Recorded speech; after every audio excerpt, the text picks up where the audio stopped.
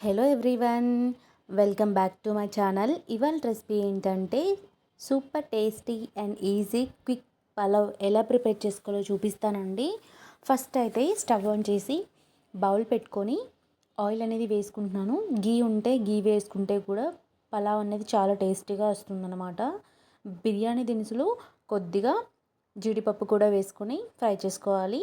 And onions, పచ్చిమిర్చి వేసుకుంటున్నాను అనమాట. సో 2 పచ్చిమిర్చి, ఒక ఆనియన్ సరిపోతుంది. కొద్దిగా కొత్తిమీర, కొద్దిగా కరివేపాకు, కొద్దిగా పుదీనా వేసుకొని గోల్డెన్ కలర్ వచ్చే వరకు ఫ్రై చేసుకోవాలి. ఫ్లేవర్ కోసం 1/2 టీ స్పూన్ పసుపు అండ్ 1/2 టీ స్పూన్ అల్లం వెల్లుల్లిపాయ పేస్ట్ కూడా వేసుకొని పచ్చివాసన పోయేలాగా గోల్డెన్ కలర్ వచ్చే వరకు కూడా అల్లం కూడా బాగా ఫ్రై అవ్వాలండి. అప్పుడే ఆ అల్లం ఫ్లేవర్ అనేది పలావ్కు పడుతుంది. టేస్ట్ అనేది చాలా బాగుంటుంది. 1 స్పూన్ వచ్చేసి గరం మసాలా, 1 స్పూన్ ధనియాల పౌడర్ అండ్ 1 స్పూన్ జీలకర్ర పౌడర్ కూడా వేసుకొని బాగా మరొకసారి మిక్స్ చేసుకొని కలపాలన్నమాట. అండ్ నేనైతే ఇందులో ఫ్లేవర్ కోసం కస్తూరి మేతి కూడా కొద్దిగా వేస్తున్నాను. నచ్చకపోతే ఇగ్నోర్ చేయొచ్చు. నేనైతే 2 గ్లాసుల బాస్మతి రైస్ అయితే తీసుకుంటున్నాను కాబట్టి 4 గ్లాసెస్ వాటర్ అయితే యాడ్ చేస్తున్నాను. 4 గ్లాసెస్ అనేది వాటర్ అనేది యాడ్ చేసిన తర్వాత సరిపడా సాల్ట్ కూడా వేస్తున్నాను అనమాట. ఆల్రెడీ మనం కాంబినేషన్గా ఏదో ఒక కర్రీ వేసుకుంటాం కాబట్టి సాల్ట్ అనేది చూసి వేసుకోండి.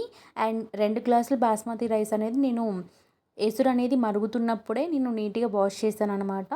3 టైమ్స్ వాష్ చేసుకోవాలి మినిమం. అప్పుడే నీట్గా పోతుందన్నమాట ఆ రైస్కున్న మొత్తం కూడా.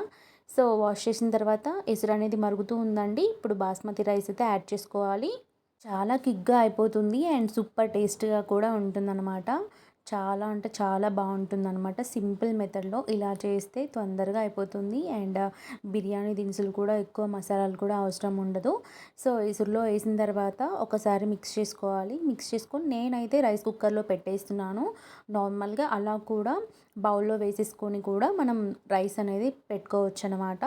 అండ్ ఇలా అయితే నేను 15 మినిట్స్లో కుక్ చేసుకోవచ్చు. ఎక్కువ టైమ్స్ తిప్పకూడదని నేను 2 టైమ్స్ మాత్రం మిక్స్ చేశాను రైస్ అంతా కూడా.